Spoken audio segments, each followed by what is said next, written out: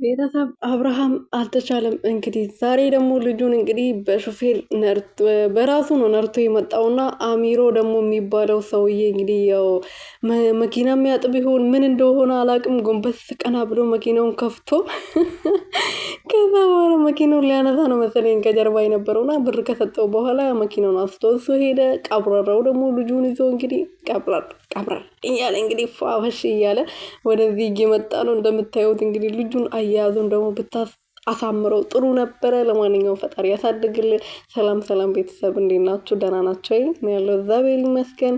በያላችሁበት ሰላማችሁ ብዝት ትርፍርፍ ይበልልኝ። አብርሃም ደግሞ ዛሬ በሚገርምና በሚደንቅ ሁኔታ መጥቷል። እንግዲህ እንደምታዩት ማለት ነው ከልጁ ጋር ፏፍሽ ብለው ዛሬ በቃ ሹፌር ነው የከፈታላቸው መኪናውን ራሱ ጎንበስ ብሎ ነው የከፈተለት። አሚር የሚባለው ልጅ ሲያሽቃብጥ የነበረው ሄርሜላና አብርሃም ሊጋቡ ነው አገር ይያዝልኝ ይለቀቅልኝ ሲል የነበረው ልጅ ነውና ዛሬ ደግሞ የሩትዬ ልጅ የንግስቷ ልጅ የልዕልቷ ልጅ እንግዲህ ጎንበስ ብሎ ነበር መኪናውን ስከፍት የነበረውና ይሄ ራሱ ሲያንሰው ነው ለልጁ ማለት ነው። የሩትዬ ልጅ እኮ ነው። ማን መስሎት ነው?